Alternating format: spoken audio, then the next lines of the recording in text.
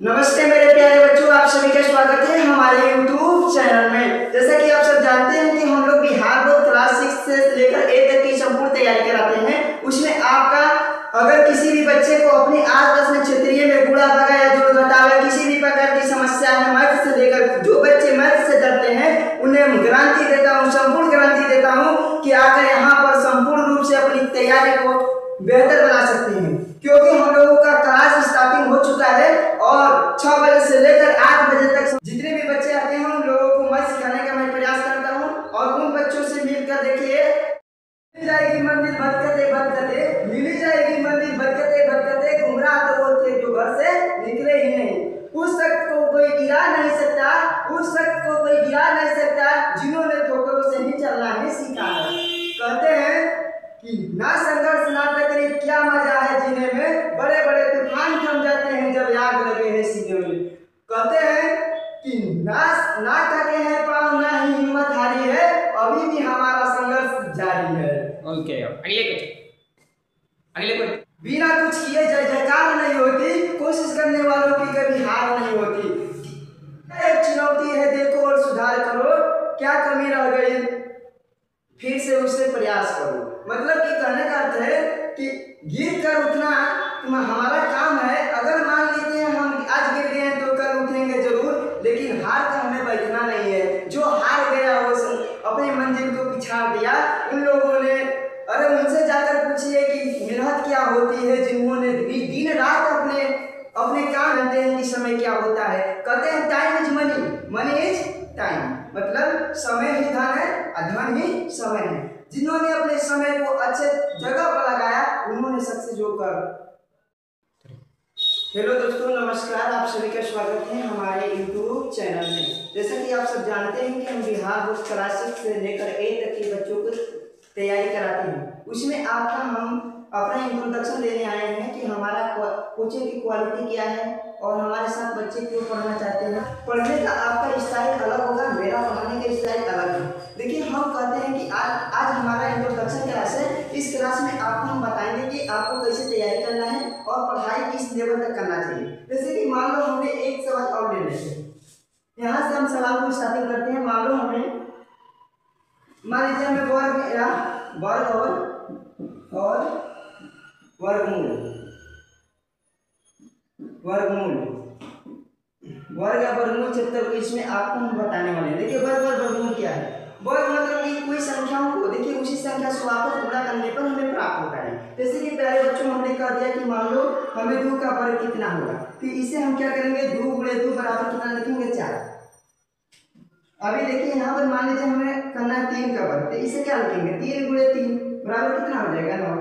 और यहाँ पर समझने का प्रयास करें, हम बिल्कुल जीरो से आज बताने वाले हैं अपने बारे में, ठीक है। अगर मान लो इतना छोटे छोटे तो ये सभी जानते हैं और हमें आपको कर देंगे कि मान लो हमें करना है 23 का वर्ग, तो प्यारे बच्चों हम करेंगे 23 गुणे 23। बताइए 23 में 23 को गुणा करेंगे तो मुश्किल हो जाएगा। ऐसा नहीं करना है, आपको डायरेक्ट गुणा करने का एक तरीका मैं बता रहा हूँ। देखिए यहाँ पर समझने का प्रयास करें। देखिए हम 23 का वर्ग निकालना ना, इसे हम मिटा देते हैं। देखिए समझने का प्रयास करें, कितना है। देखिए यहाँ पर 3 का वर्ग कितना होगा, 9 होगा। अब देखिए यहाँ पर 3 गुना के 6 गुना के 12, 12 कितना हो जाएगा, 2 हासिल बचेगा 2 का स्क्वायर 4, हासिल कितना हो जाएगा 5, 529 होगा। मतलब हम 23 में 23 को गुणा करेंगे तो 529 होगा। अब ये थोड़ा सा समझने का प्रयास करें। जैसे कि मान लीजिए हमने 25 का वर्ग दे दिया, तो क्या करेंगे, हालांकि हमने वर्ग निकालने का कई तरीका बताए हुए हैं।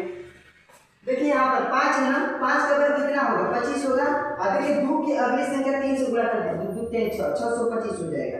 देखिए पहले वाला जो बताए हैं इससे अलग एक था, लेकिन इकाई पर अगर 5 हो तो हम डायरेक्ट आंसर कैसे निकालते हैं देखने का प्रयास करें। जैसे मान लीजिए हमने कहा था 35 का वर्ग निकालें, जिसे 45 का वर्ग निकालें, जिसे कहते हैं 55 का वर्ग निकालें, 65 का वर्ग निकालें और कितना 95 का वर्ग निकालें। इसे हम चुटकियों में आंसर निकाल सकते हैं, डायरेक्ट आंसर निकाल सकते हैं। देखिए आंसर निकालने का तरीका, जिसे इकाई पर 5 में 5 का वर्ग कितना होगा, 5 का वर्ग 25 होगा। और देखिए 5 का वर्ग 25 होगा। और देखिए 3 की अगली संख्या 4 से गुणा करें, 3 चौके कितना हो जाएगा, 1225।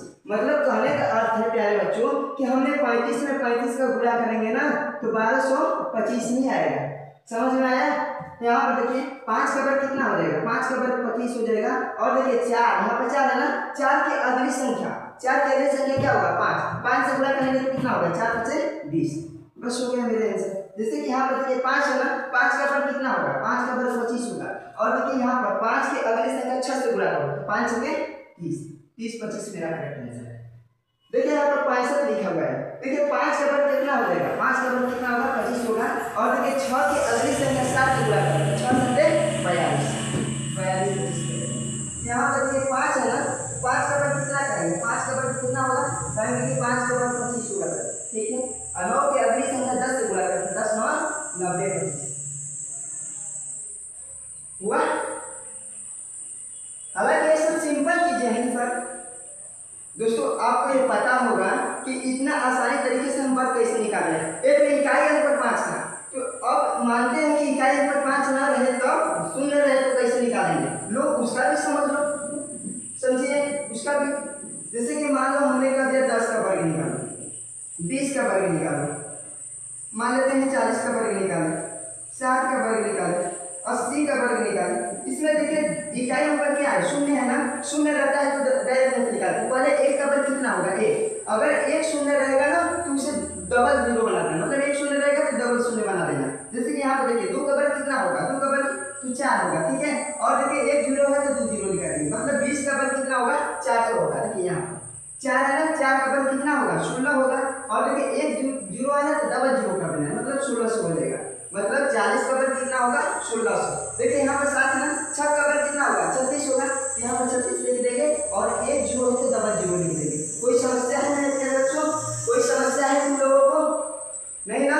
अभी देखते हैं और आगे प्रयास करते हैं। देखिए 8 का वर्ग कितना होगा, 8 का वर्ग 64 होगा, 1 जीरो है तो कितना जीरो कर देना है, डबल जीरो कर देना, ठीक है। नेक्स्ट क्वेश्चन की ओर हम चलते हैं। नेक्स्ट क्वेश्चन देखिए,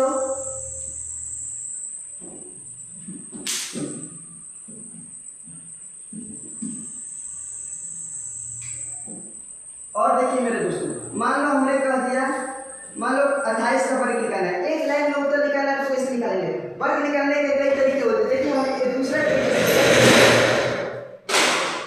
हम दूसरे तरीके से इसे निकालें। देखिए 8 का वर्ग कितना होगा 64, 2 का वर्ग कितना होगा 4। और देखिए इन तीनों संख्या को गुणा करो आपस में। देखिए 8 में 16, 2 है तो 16, 16 में कितना हो जाएगा 32, नीचे लिख दो 32, इसी संख्या को जोड़ो 4 हो जाएगा, 36 कितना हो गया 8, 4 3 7 784, मतलब 28 का वर्ग 784। अभी यहाँ पर देखने का प्रयास कीजिए। मान लेते हैं हमने 36 ले लिया, 36 का वर्ग कैसे होगा? देखिए 6 का वर्ग कितना होगा, 6 का वर्ग 36 होगा, 3 का वर्ग कितना होगा 9। अब यहाँ पर तीनों संख्या गुणा करो, देखिए 3 6 18, 18 गुणा के कितना होगा 18 गुणा के 36, एक अंक इधर से छोड़कर लिखना है। देखिए यहाँ पर 6 हो जाएगा, 6 3 कितना होगा 9, 9 3 कितना होगा 1296, मतलब 36 में 36 से गुणा करेंगे तो 1296 होगा। अब देखिए यहाँ पर मान लेते हैं हम आप लोगों को बोलते हैं कि 56 का वर्ग करके दिखाइए, हालांकि त्रिक इसका बहुत अधिक है। लेकिन देखिए 6 का वर्ग कितना होगा 36 होगा, 5 का वर्ग कितना होगा 25 होगा। और देखिए इन तीनों संख्याओं को आपस में गुणा करना है, आपस में गुणा करना है। जैसे 5 से 30, 30 गुना के कितना हो जाएगा 7। यहाँ पर इन संख्याओं को जोड़ो, देखिए यहाँ पर 6 हो जाएगा, यहाँ पर 3 हो जाएगा, 6 5 11 के 1 हो जाएगा, 31 और 36 करेक्ट। क्या आपको समझ में आ रहा है? अच्छा ठीक है, मान लेते हैं बड़ी संख्या लेकर आपको हम समझाने का प्रयास करते हैं। मान लो हमने कह दिया कि आपको तुमको की 84 का वर्ग निकालो, 84 का वर्ग, तो मतलब 84 में 84 का पूरा करेंगे ना। तो एक तरीका है कि पहले 4 का वर्ग इनको 4 का वर्ग 16 होता है, 8 का वर्ग कितना होगा 64 होगा। अब इन तीनों संख्याओं को आपस में गुणा करिए, जैसे 8 हो गया 32, 32 गुना कितना होगा 64, यहाँ पर 64 लिख दीजिए, इसे जोड़ दीजिए, इधर से एक अंक छोड़कर लिखना था, ठीक है। यहाँ पर लिखेंगे 6, 4 कितना हो जाएगा 5, 7 4 कितना हो जाएगा 10, 5 बचा 1, 6 1 7, मतलब 70 56 करेक्ट आंसर, ठीक है। नेक्स्ट पॉइंट और बढ़ते हैं। देखिए मान लेते हैं हम और सवाल देते हैं, ज्यादा बड़ा नहीं। मान लो प्यारे बच्चों तुमको अगर कह दिया जाए कि मान लो हमें 37 का वर्ग ज्ञात करना है, कैसे ज्ञात करें? एक ही लाइन में उत्तर निकालने का कोई तरीका, एक तरीका अपना। देखिए 7 का वर्ग कितना होगा 9, 7 का वर्ग कितना होगा 49 होगा, हाथ में बचेगा 4। देखिए अब तीनों संख्याओं को आपस में गुणा कीजिए, 7 3 21, 21 गुना तो 42, 42 में 4 गुना कितना हो जाएगा 46, कितना बचा हाथ से 4। अब देखिए 3 का वर्ग 9, 9 में 4 गुना कितना होगा 13, मतलब 37 में 37 को गुणा करेंगे तो 1369 होगा, ठीक है। नेक्स्ट क्वेश्चन मान लीजिए हमने कह दिया कि मान लो हमें 96 का वर्ग ज्ञात करना है। तो हालांकि इसका कई तरीका हमने बता चुका हूँ कि यदि 100 के करीब है ना, 100 से कितना कम है, कहेंगे कि 4 कम सर, तो 4 का वर्ग कितना होगा, 4 का वर्ग 16 होगा। और मिलते हैं नेक्स्ट क्लास में, तब तक के लिए धन्यवाद।